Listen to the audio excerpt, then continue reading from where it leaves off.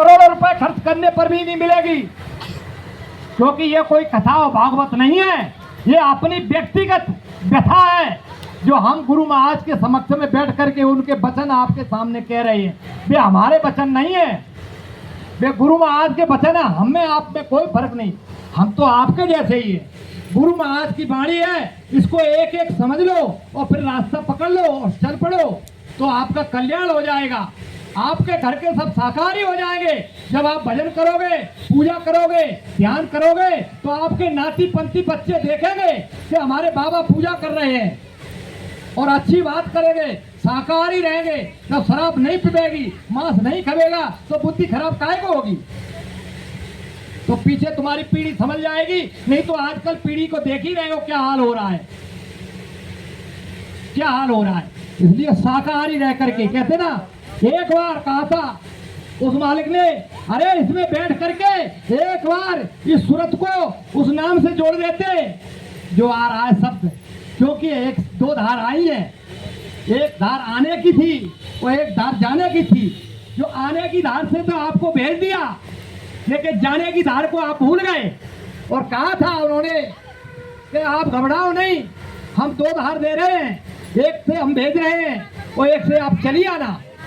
लेकिन आपने नहीं दिया ध्यान और वादा किया। सब जीवों ने माँ के गर्भ में कहा था, हे अब प्रभु कृपा करो यही बाती, शिव तजी भजन करे दिन राती। रात और दिन का वादा किया था।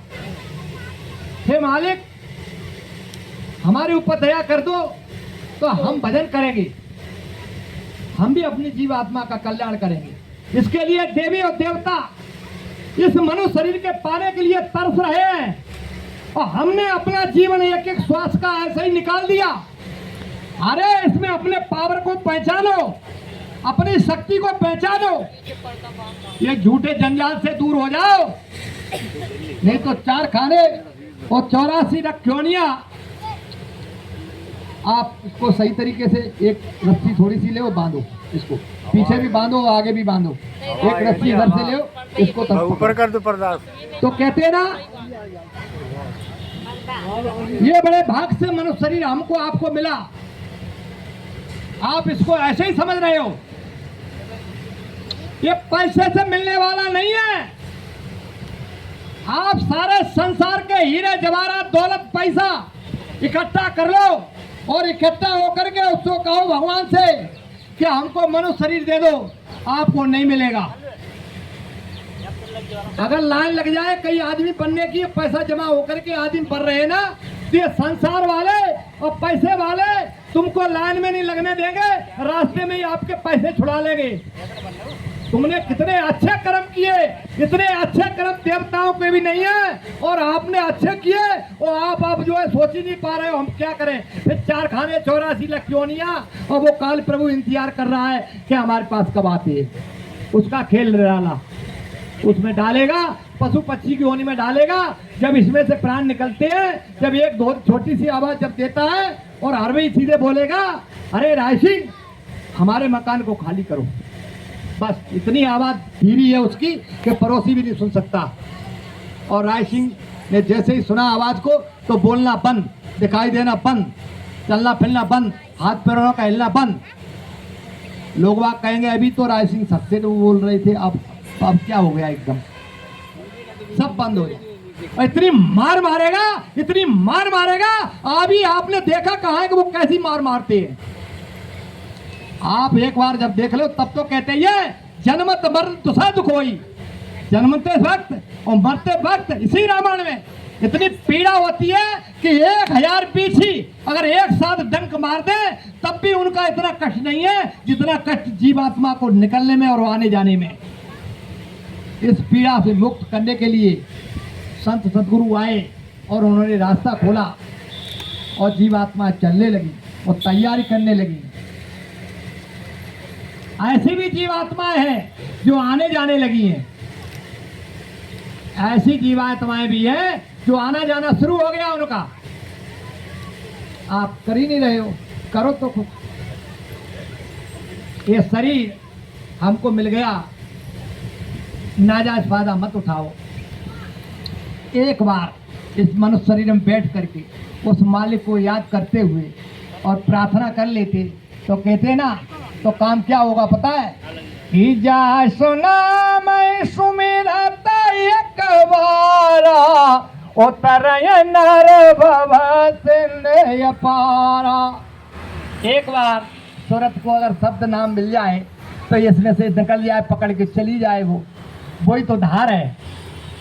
उसी तो कह रहे कि नाम रहा संतन आधीना, संत बिना को नाम न चीना, नाम लेत बब सिर सुखाए, सुजन विचार करो मनमाई, अगुड़ सगुड़ दो सुगम नाम ते, है ना। कहते नाम न सके राम गुण गाई, कहो कहाँ लगे नाम बढ़ाई। नाम की महिमा ऐसी जब तुम्हारे अंदर आ रही है उसको कभी सोचा ही नहीं कि कैसे पकड़ा जाए। एक बार कष्टों और तकलीफों के बारे में भगवान श्री राम ने हनुमान जी को पूछा कि हनुमान एक बात बताओ, सबसे बड़ी तकलीफ और कष्ट यानी कौन सी है? यानी वो तकलीफ कष्ट बताना जो संसार में उससे बड़ी कोई तकलीफ कष्ट ना हो। हनुमान जी ने हाथ जोड़ के कहा भगवान श्री राम से, हे प्रभु, हमने अपने जीवन में जो कष्ट देखा, जो तकलीफ देखी वो एक ही है। बोली क्या है? कहे हनुमान विपत्ति प्रभु सोई, और जब तब सुमेरन भजन न होई। सीधी सी बात, हम आपको कोई नई बात बताने नहीं आए, हम वही बताने आए जिसको आपने हजारों बार कानों से सुना है, इस रामायण को उसी में से बताने। तो मालिक कहता है कि उसको पाने के लिए तो कहते ना, निर्मल मन जन सोई मोई पावा, मोए चल छिद्र कपट नहीं भावा। उस मालिक के पाने के लिए निर्मलता, प्रेम, प्यार, मोहब्बत और सच्चाई होनी चाहिए। आत्मा अगर साफ हो जाएगी तो कहते पंख चढ़े गिरवर मुंह को होए बाचाल, सब लिखा है उसमें। यानी लंगड़ा आदमी पहाड़ों की ऊंचाई नाप रहा है और गूंगा आदमी की फटाफट बात हो रही है, और अंधा आदमी सब नज़ारे देख रहा है। हमारी आंखें होते हुए भी हम अंधे हैं, आंखें होते हुए भी हम अंधे हैं। अरे तुम्हारी चीज तुम्हारे पास है, तुम तो बस मन बना लो इधर से उधर को चलने का, अपने घर को चलने का। इधर कोई नहीं है, इशारा तो मिलता है सबको, लेकिन उसका परख नहीं कर पाई। बस कहते जो दुख तकलीफ परेशानी कोई आती है तो अपन क्या कहते हैं ना, हमारे तो कर्म फूट गए ऊपर आवाज आने।